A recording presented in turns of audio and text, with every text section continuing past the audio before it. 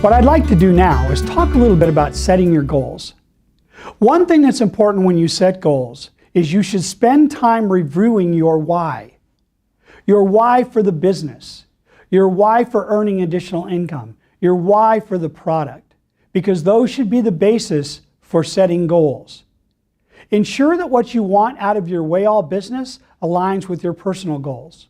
It's also important to remember expectations may change over time, but it's important to have clear expectations of what you want to accomplish or earn here so that you can make clear steps to be successful.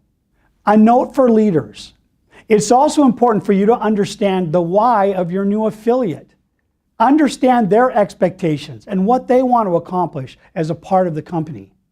One of the common mistakes leaders make is trying to encourage their downline to do things that they're not excited about or that don't fit their own personal goals. Another point, it's not so much the amount you do, but that you do something. Work your business each day, no matter how small the action. And the last thing, make sure to follow simple steps from the training segments in order to get off to a great start. So in the beginning, you may not have every skill or be completely comfortable or confident in the business. This is very common. Being in the network marketing business is new for many people.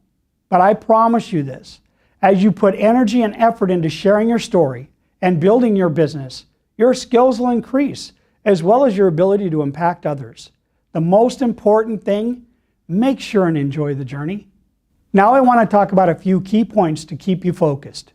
Remember, take action. It's not so much the amount, but that you do something. Also remember, success is a byproduct of effective activity. So many people want to figure out how many sales or recruits they're going to get, but truthfully, in the beginning, figure out how much activity you can do. Make sure and follow the clear steps in the starter kit so you can get off to a great start. Although your goals will change constantly, having a simple activity roadmap will significantly improve your likelihood of success. Based on your contact list, pick a few individuals to share every day, every week, every month, depending on your goals. Remember, you don't need an official meeting to share. Share as you go. Look for opportunities every day to share your 60-second commercial, your story about Wayall. When meeting new people, have the radar on. Always be listening for comments like, I wished I could improve my health. Or comments like, I wish I had enough money to purchase a new car. Or, I hate my job and I wish there were other opportunities out there. Another thing to remember, you cannot control the results. You can only control your activity. Now understand, as your skills increase, so will your success. But in the beginning, it's just a matter of trying. In goal setting, one of the most powerful ways that I've seen is doing something called SMART goals, S-M-A-R-T. The first letter in SMART goals stands for simple. It means make your goals simple and easy to define. Making a few calls, dropping a product to somebody, inviting somebody to a meeting. Simple things that you can do on a daily or weekly basis that are easy to define. M stands for measurable. Make your goals easy to quantify. You need goals that you can measure, things like activity, then results.